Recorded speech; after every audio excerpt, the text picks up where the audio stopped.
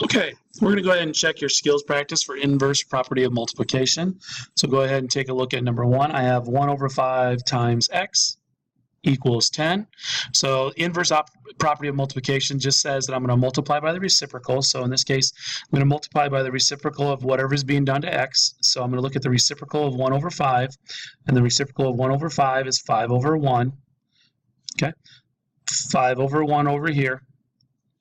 We also need to know that 5 over 1 is really 5.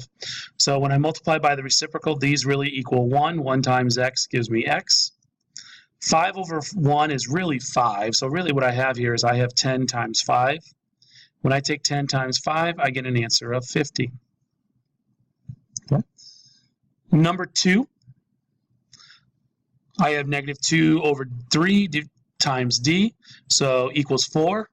So I need to multiply by the reciprocal of whatever's being done to d, which in this case is negative 2 over 3. So I'm going to multiply by negative 3 over 2.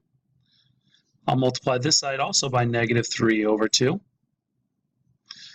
Negative 3 over 2 times negative 2 over 3, well, that will give you 1. 1 times d gives you d.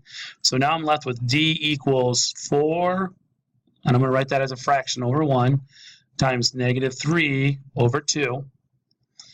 When I multiply the numerators, I get negative 12. When I multiply the denominators, I get 2. I get negative 12 over 2. If you want to simplify that, that would be negative 6 over 1 because 2 goes into both.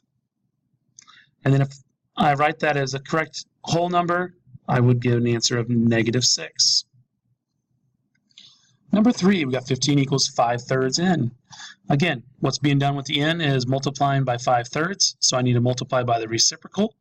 The reciprocal of 5/3 is just 3/5. So I multiply the other side by 3/5. This side, when I take 5/3 times 3/5, I'm going to end up with n. Over here, I'm going to have 3/5 times 15, and I'm going to put it over 1 as a fraction. So I'm going to do 3 times 15, which is 45. Whoop. 5 times 1 gives me 5. So I have 45 over 5 equals n. 5 goes into both 45 and 5, so I can simplify it. 45 divided by 5 is 9. 5 divided by 5 is 1. 9 over 1 can be written just as the number 9. Number 4. I got negative 24 equals negative 6 over 7 times p.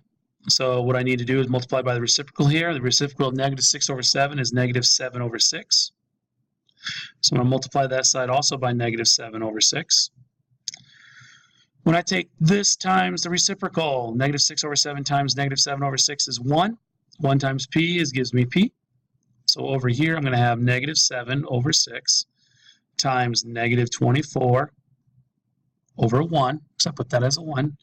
I notice that I'm taking two negatives times each other. That means my answer is going to be positive for this one. All right. When I take 7 times 24, well, I think 7 times 20 is 140. 7 times 4 is 68, so I'm going to get an answer of 168. 6 times 1 is 6. So I end up with 168 over 6. And notice now that my 168 is positive because of the two negatives. So I think about what number goes into both of those. Actually, 6 goes into both of those. 6 goes into 168, I believe 28 times, with 1 left over. Okay. Or sorry, the 1 is from 6 going into 6 one time. So I end up with 28 over 1, which is equal to p. 28 over 1 is equal to 28, and so I get 28 is equal to p.